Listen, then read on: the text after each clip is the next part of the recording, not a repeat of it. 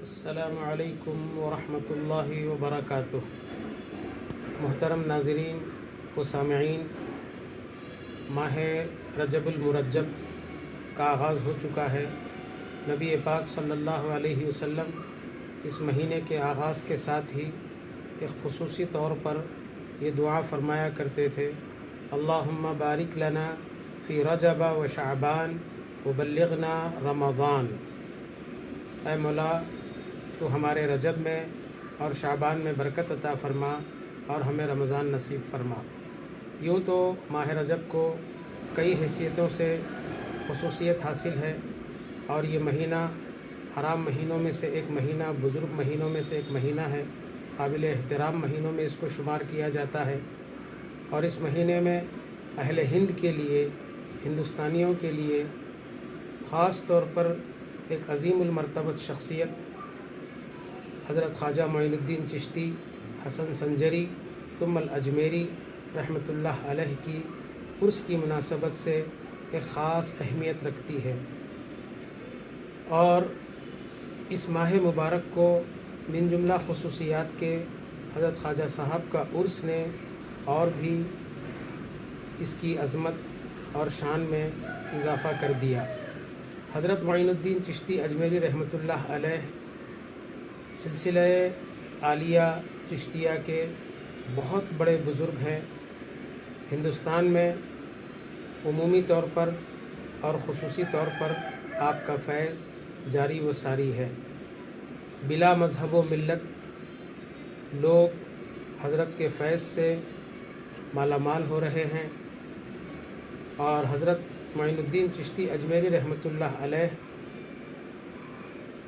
کا فیض انشاءاللہ صبح قیامت تک جاری و ساری رہے گا۔ آج ہندوستان میں جو لوگ کلمہ پڑھ رہے ہیں، نمازیں پڑھ رہے ہیں، یہ سب کا سب صحرا حضرت معین الدین چشتی اجمیری رحمۃ اللہ علیہ کے سر جاتا ہے، اور آپ ہی کی تعلیمات کی وجہ سے یہاں پر ایمان اور اسلام لوگوں میں ثابت قدم ہے۔ یہ بات اظہر من الشمس ہے کہ حضرت نے اپنے تعلیمات کے ذریعے اور اپنی اسلامی فکر کے ذریعے ہندوستان کو گہوارہ اسلام بنایا۔ حضرت کی تعلیمات یوں تو بہت ہیں، لیکن حضرت بارہا یہ تین باتوں کی طرف توجہ دلوایا کرتے تھے کہ جس کسی میں یہ تین چیزیں پائی جائے وہ اللہ کا ولی ہے۔ سب سے پہلی چیز یہ حضرت فرماتے تھے کہ اگر کسی میں سمندر جیسی وسعت اور سمندر جیسی گہرائی پائی جائے تو سمجھو وہ اللہ کا ولی ہے، کیونکہ سمندر میں گہرائی بھی ہوتی ہے اور وسعت اور گنجائش بھی بہت زیادہ ہوتی ہے۔ سمندر اپنے پاس آنے والے کو یہ نہیں دیکھتا کہ یہ ہندو ہے، یہ مسلم ہے، سکھ ہے، عیسائی ہے، متقی ہے، پرہیزگار ہے، نمازی ہے، بے نمازی ہے، یہ نہیں دیکھتا، بلکہ جو پیالہ وہ لاتا ہے اس کو بھر بھر کر دیتا ہے۔ اب قصور پیالہ لے جانے والے کی ہے جس میں جتنا ظرف وہ اتنا ہی خاموش، جتنا ظرف لے گیا سمندر سے اتنا ہی فیض یاب ہوگا۔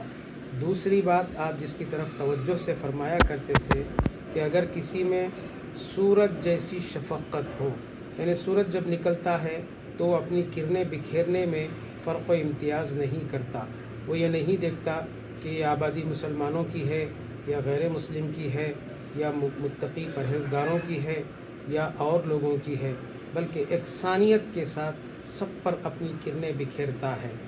اسی طریقے سے آپ تیسری بات کی طرف توجہ فرماتے ہیں کہ زمین جیسی تواضع ہو۔ زمین پر نیک لوگ بھی رہتے ہیں، برے لوگ بھی رہتے ہیں، لیکن زمین کسی سے انتقام نہیں لیتی، کسی سے بدلہ نہیں لیتی۔ تو ان تین باتوں سے آدمی کو غور کرنا چاہیے حضرت کی خصوصاً تعلیمات کے حوالے سے کہ یہ تین باتیں جس میں ہو تو اب بتائیے بلا مذہب و ملت، فرق رنگ و نسل کا فرق کیے بغیر سب حضرت کی تعلیمات سے فیض یاب ہیں۔ اللہ تبارک و تعالیٰ سے دعا ہے کہ اللہ تبارک و تعالیٰ سب کو حضرت کے فیض سے مالا مال فرمائے اور حضرت کی تعلیمات پر عمل کرنے کی توفیق عطا فرمائے۔ وآخر دعوانا الحمدللہ رب العالمین۔ السلام علیکم ورحمۃ اللہ وبرکاتہ۔